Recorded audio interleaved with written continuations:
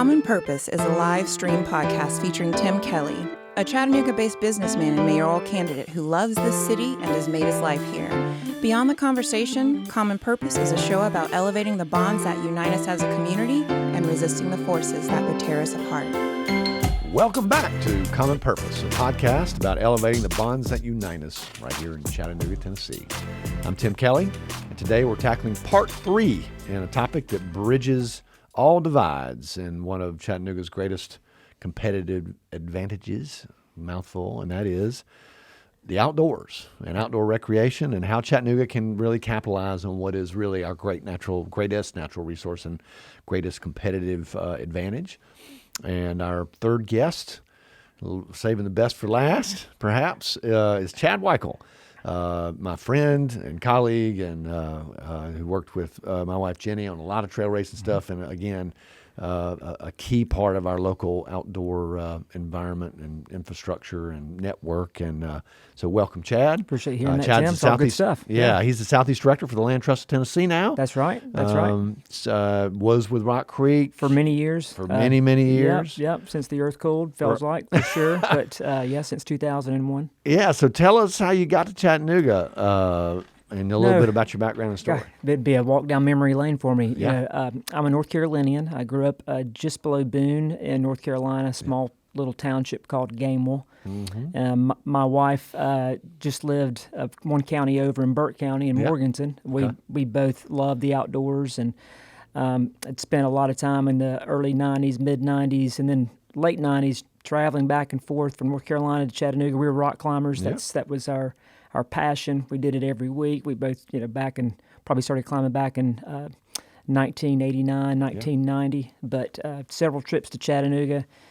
And we were coming from a great area in North Carolina for rock climbing. The Linville Gorge area and Boone is fantastic. The high country is just awesome for climbing, but Chattanooga was so special. And over several visits here, we decided we just wanted to move and start a life over here. It's not so far away, a few hundred miles, but Chattanooga, fantastic. Fell in love with the plateau, the sandstone, all the trail systems, the camping, hiking, just a fantastic outdoor resource. And so early 2001, by May 2001, we had moved to Chattanooga. Yeah, well, again, it's remarkable how consistent that story is a lot of times.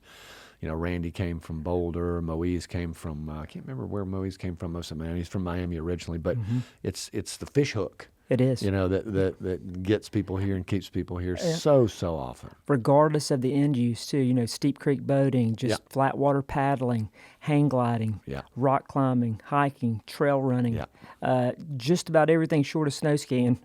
And we don't have to travel very far for that, No, that's right.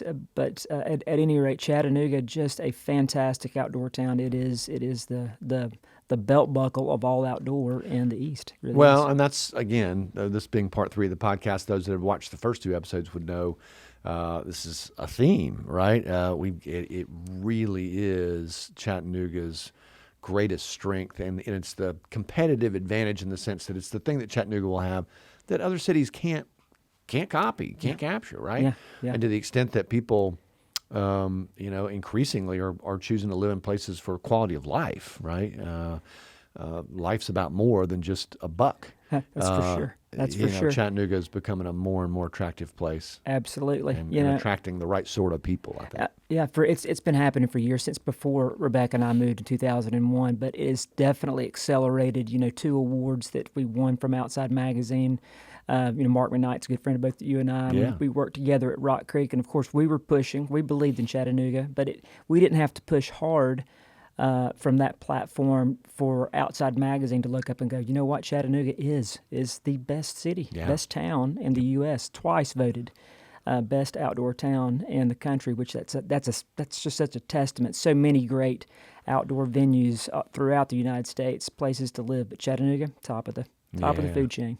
Well, tell me a little bit about the Land Trust for Tennessee, what it does and what you think it might do to help grow and protect this greatest of our natural assets. Our staff and our CEO, Liz McLaurin, have already done so much for Tennessee and Tennesseans, so much conserved land. We work with private and public entities, right, to conserve land. Private farms, for sure, that's a linchpin of the work that we do, helping conserve them through conservation easements, making sure that the property as it exists for existence on a farm would exist in perpetuity in the state that it's in. So say more about that for people that just aren't familiar with the concept. What is that? Say I'm a older fella, or and I have some property. How does that work? That's a perfect way to approach it. Yeah. Old fella got property, want it to remain in my family, but maybe I'm not so confident as it passes down and after I'm gone that it'll be in the state that it's in, still be a farm, still have forest where the forests are, gardens where the gardens are, and no development from a housing perspective. So that person would come to us, and we would work with them hand in hand to define the language on how they see their property, what they want it to look like in the future, and then our team puts that language together.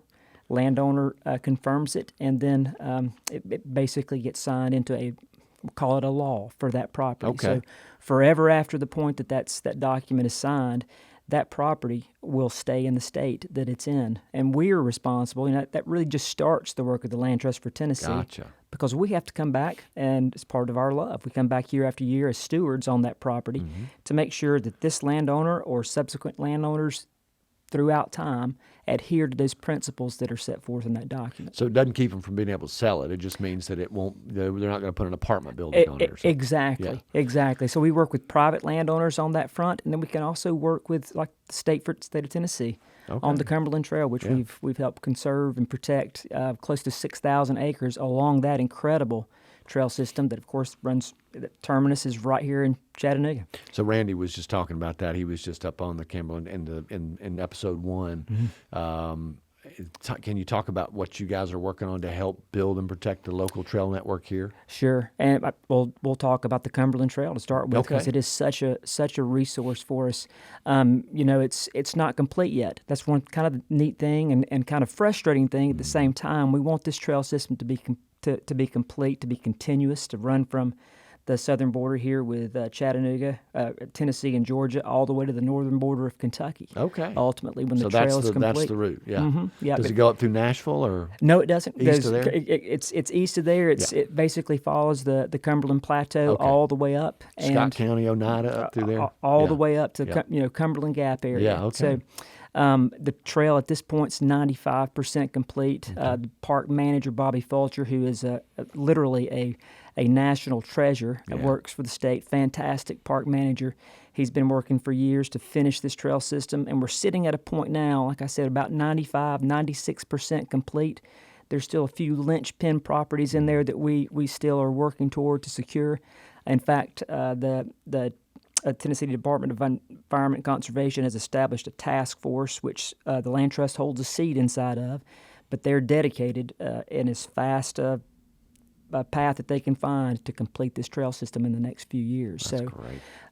It is a dramatic trail. Follows the Cumberland Escarpment all the way up. You're on the plateau. Incredible views, drainages, canyons, water, you name it. It is just an incredible resource certainly for Chattanoogans, but for all the folks that live in proximity to it as you travel north along the Cumberland Plateau. But we worked relatively recently just in the Graysville area, Dayton area, to conserve this area. Part of our metro area, for sure. Yeah. It is. It is certainly real close proximity driving distance, but a great landowner up there, Richard Kinslow, owned a huge amount of property. Right. Kinslow, yeah. Yep. And very thankful to him. I approached him with a small group of my friends, back 2004.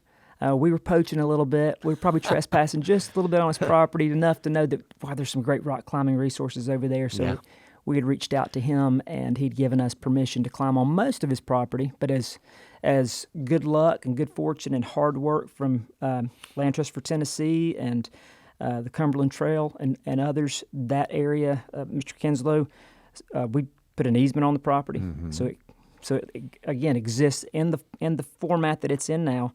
And we turned the property over to the state. That's outstanding. Yeah, fantastic area. And so what benefit does he get from that, other than just knowing? Is that it? He just knows in his own mind? Is there financial implication, or just a... There are positive tax implications to doing that, to putting a large piece of property into conservation easement, and then, of course, selling it back to the state. Gotcha. Right, Right. at a reduced rate. So the state gets a good deal. They get a fee simple purchase of the property. Right.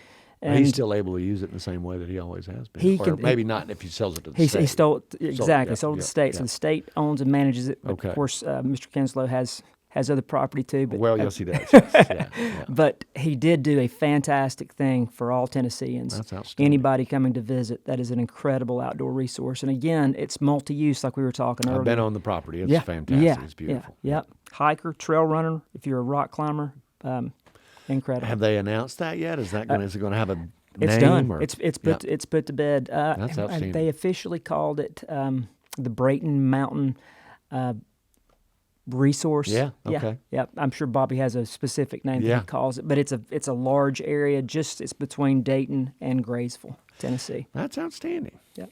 So is the Land Trust working on any other projects around? We to help are kinda very connect the close dots? proximity Yeah. right now. We're working on a project on Walden's Ridge, Okay. directly below Walden, the Mountain Creek community. Okay. But there's we're working with some great partners. That's another neat thing about the nonprofit community in this area. There's so many great nonprofits Yeah. that you're aware of. Yeah. Lookout Mountain Conservancy, your wife serves Yes, on that indeed. on Yep. the board over there. Reflection Riding, Tennessee River Gorge Trust, Land Trust for Tennessee, Trust for Public Cumberland Land. Trail Yeah. Trust for Public Yeah, Land. yeah. We have so many great partners in this area that work on protecting our viewshed and our outdoor resources. And the Walden's Ridge Project, great partners there, North Chick Creek Conservancy, Yep. Southeastern Climbers Coalition, SORBA, Land Trust for Tennessee, Fantastic. and Hamilton County Parks and Recreation. Yep. Tom Lamb over Yep, there. yep. We're working closely with him. Ultimately this is a 200-acre parcel of property on the side of Signal Mountain Wow. that will be an incredible resource for mountain biking, trail runners, hikers, and rock climbers. Man, And we're that's- working toward completion of this park. There's a whole lot of heavy lifting left to be done. Certainly a lot of fundraising Yeah. left to be done. But this project should be complete by fall of 2021. It'll be another just Wow. incredible resource within 10 minutes of downtown Chattanooga for folks to use. It's an embarrassment of riches in the outdoor. I mean, again, this has been a theme in the first two episodes of the podcast. So the people that aren't in the outdoor community a lot of times don't realize what we're sitting on relative to other cities. I mean, there's just not another city like it that has that many access opportunities. It's a gold mine. And talk about how we might better leverage that, right? We've talked a lot about the ways. I mean, Chattanooga's doing a good job in some areas, but we could do better, right? In a lot of different ways. Yeah, it's so much. I mean, obviously the word's out. Folks know. Yeah. That's great. Yeah. They're coming here, and they're looking for places to go, how to get to these places. All these 50 to 90 trailheads that are within 15 minutes of downtown. We are at we really need outdoor, Chattanooga's outdoor scene 2.0 or 3.0 to happen. And Including better wayfinding. better wayfinding, Yeah, yeah. absolutely. We have all these great resources, but even lifelong Chattanoogans don't know where all these places are at. We can do a better job as a community to identify where these locations are at and then break down the barriers for folks to be able to get out and enjoy them. Feel comfortable getting out, getting on a trail, all the infrastructure that we can kind of take for granted, the safe parking lot, the kiosk, the obvious trailhead, excellent signage so you don't get lost. That's what's remaining out there for us to tackle. And it needs to happen in concert because we aren't it's not a developed trail system yet. Right. There's so much more out there, right? So many other resources that while we're building in this infrastructure with the wayfinding, trail building, and resource finding and management, that has to be happening too at the same time. Yeah, And well, so it's that's working such a in great concert. capstone to Randy's episode and Moise's episode because it's the same sort of stuff, right? It's just a question of connecting those dots and having better access and access for everybody. I mean, Moise, man, is sitting on a life's work, really, just connecting people who historically haven't had access or haven't thought they had access or for whatever reason didn't feel like the outdoors was for them to this incredible asset we have. Yeah. Sorry. No problem. So, and then, part of that, I think if we could do better wayfinding, we would spread people out. Randy talked about how, the cars are backing up into the road at Glen Falls. Oh, yeah. Well, again, people have discovered Glen Falls, but they don't know that they could go, half a mile in either direction. Places. There's a ton of other places. So, Absolutely. Lyndhurst is, we talked about this on an earlier episode, working on this sort of regional approach to the outdoor assets. If we have a comprehensive map, that pressure, I think, will spread out. It's a release valve to get folks out and to go to different places. Everybody is looking to get outside, to have their own outdoor or wilderness experience. Yeah. And if you're with 300 other people on the same trail, that's not the outdoor experience you're looking for. Yeah. Getting to see people when you're outside and you're recreating or trail running or hiking or whatever it is you're doing, that's great. Yeah. But still, avoiding crowded scenarios where folks know just about a handful of trailheads. That's something we want to get away from. We have so many other resources, and we need to get to that point and get there relatively quickly. I think COVID has been if you try to find silver linings in really bad scenarios. That's so crazy because we talked about this in earlier episodes too. Yeah. But the silver lining for us is realizing, for Chattanooga specifically, we do have so many resources. We do need to add in some additional wayfinding. But the truth is, we need more places. Yeah. We've seen that. Everybody that spends time outside has realized over the last few months, yes, we have all these incredible resources. We need more of them. Right. We need groups like the Land Trust for Tennessee or Tennessee River Gorge Trust and others to continue the good work that they're doing in concert with our local, regional, and state governments to continue to grow these resources and keep people outside. I think, obviously, we've asked for this for years. Right. And my chair at Rock Creek, I just want more folks to get outside because there is something.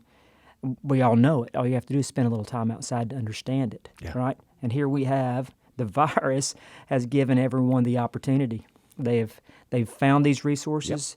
They've put together enough equipment to get out and enjoy it, and they now need the wayfinding, the book to tell them where all these other great places are at so close to their home. No doubt. And we talked with Moise a little bit about that. The barriers of getting people out and getting them comfortable being out there. And part of that is, hey, this is not, a bottomless pit or a cliff that, that you're not going to get lost or die. Right. You can find your way around and find your way back. Yep. And what I am impressed, though, with the diversity of user groups that I've seen over the last several months, particularly the last few weeks, if I'm on, Lookout, such a popular area, and entry-level trails that everybody can enjoy. The truck trails, they're relatively flat. There's nothing, there's no major roadblock out there preventing folks from getting around in the woods. And so you get, at least on those main arteries, those two trail systems, you see all kinds of folks out, big groups of kids, large groups of women, diversity among race. It's fantastic to see that out there. And I do think, I was at a meeting recently with the Hiwassee Blueway, and was getting to listen to one of our great rangers in the Ocoee district talk about the unique scenario that COVID has set up for us. And I think we were trending this way anyway. Outdoor has been a growing component of everybody's life in this area. But the question that was posed to him was, do you see a return to pre-COVID interest in being outside? And his answer was absolutely not. No. He said this is a unique scenario that has been put in place. It's not a 1 week or a 2 week vacation that one family has gone on and experienced camping. This is an extended period of time where folks have had to quarantine themselves some in their house, but they've also decided that they want to get outside and understand what that's about. Well, Moise and I were talking about that too. When the light bulb goes on, it doesn't go off. I know. That's right. That's a great way to put it. Well, here's a little bit of a curveball, but in your time at Rock Creek, you obviously got familiar with the demographics and the psychographics and the economics of sort of that outdoor customer, right? Sure. I believe that we're kind of killing really multiple birds with one stone by building this out because it's attracting the right sort of people to Chattanooga. Can you talk about and this is not a trick question because I don't know.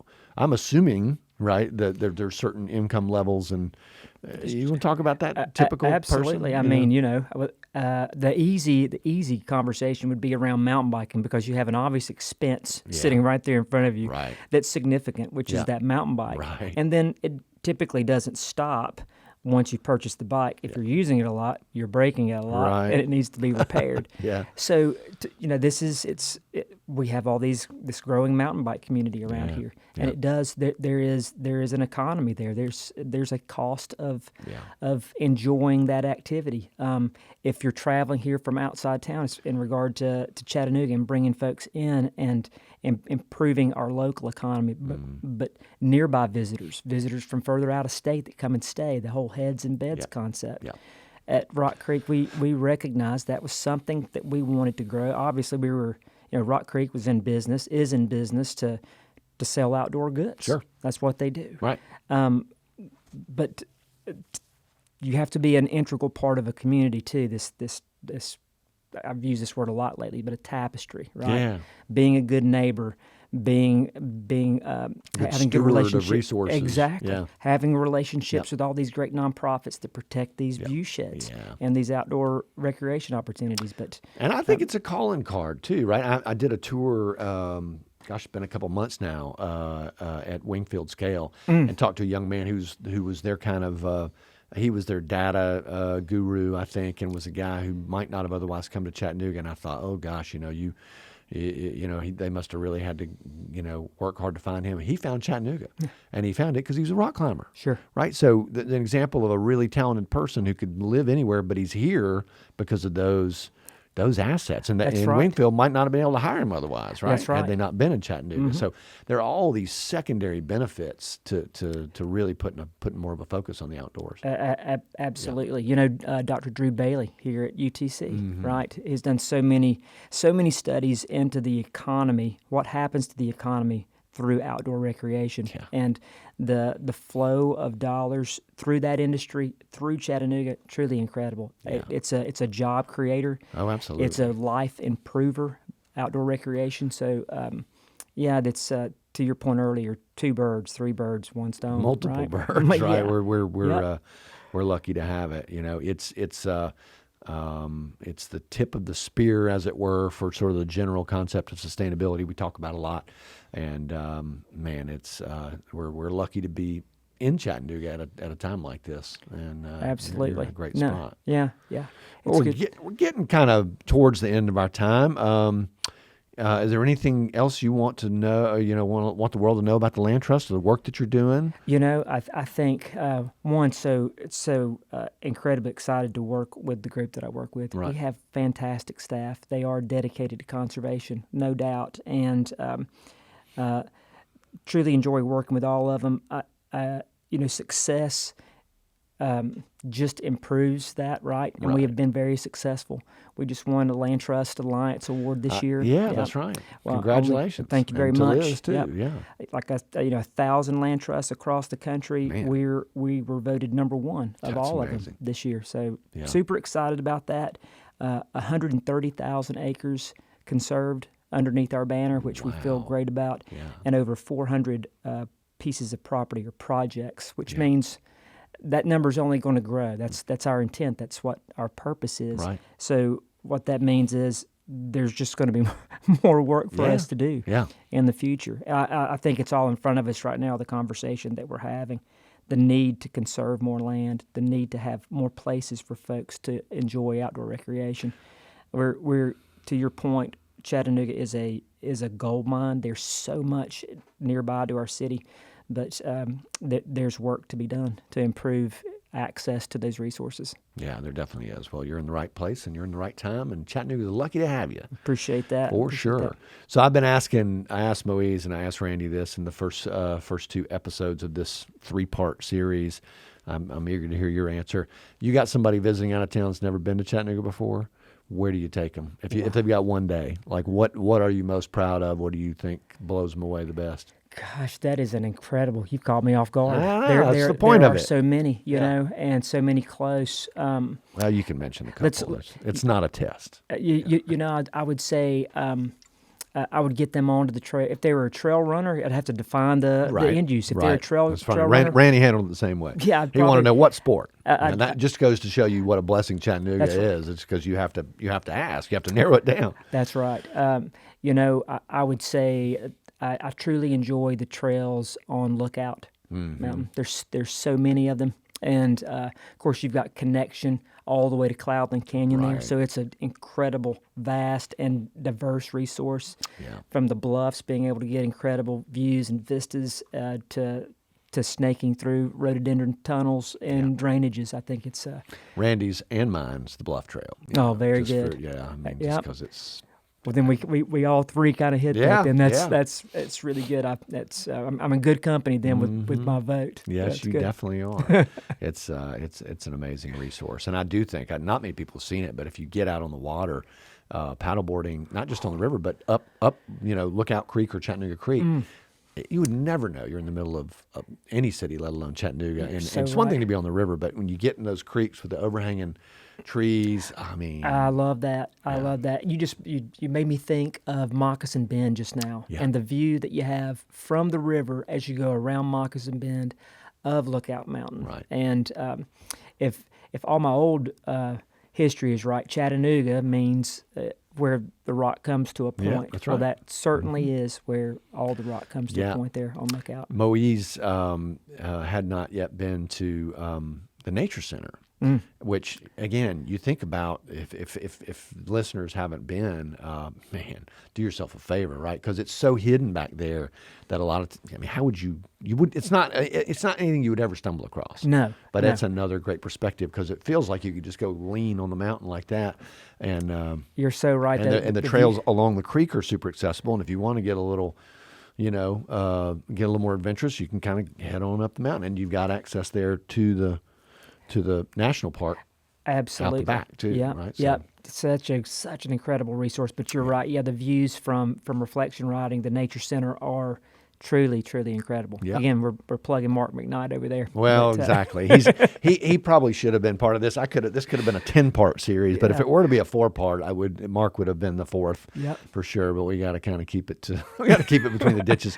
Common Purpose has done a bunch of different podcasts on a bunch of different subjects, but we have not done a 3-part series before, and I don't expect we will, because to me this is such an important part of Chattanooga's future and Chattanooga's opportunity. 100% right. Yeah. Linchpin. Well, I always give guests a chance to plug the organization. How do people get a hold of you? I mean, are there any particular projects you're working on that you need help with? I would plug the Walden's Ridge. Okay. Walden's Ridge project that the Land Trust is working so hard on right now with our partners. We were talking about it earlier, but waldensridgepark.com is the website, and all the information about how you can volunteer, how you can donate. We mentioned that there's still a large fundraising campaign sitting right in front of us, and I'll put a number on it. It's right at $400,000. That you need to raise? That's what we need to raise. But you know how Chattanooga is when you have something to rally around. Great and community. It's WaldensRidgePark.com. Okay. Mm-hmm. Outstanding. Absolutely. Well, thank you, Chad. Thanks Tim. for coming on. And thanks to our audience for tuning in and watching or listening. This is a conclusion, again, of a 3-part series of capitalizing on Chattanooga's greatest competitive advantage, our outdoor assets. We had Randy Horton on, of course, for the first episode, and Moise Baptiste in part 2, and saved the best for last with Mr. Chad Number Wykle. 3. So if you missed those first 2 episodes, they're not, you can go back and do them in reverse. They work, and they've all been great conversations. They all dovetail together pretty nicely. So as always, feel free to chime in with feedback, and if you have ideas you'd like us to explore, please share them with us. Also like to thank Summer Dregs, our great local artist, for contributing his music to the podcast, and OCI for contributing our lovely and sturdy furniture. Keeps our rear ends comfortable while we sit here for a while. You've been watching Common Purpose. I'm Tim Kelly. Stay healthy and stay hopeful, Chattanooga. Thank you. You're my Princess Myra, and I'm a lucky guy.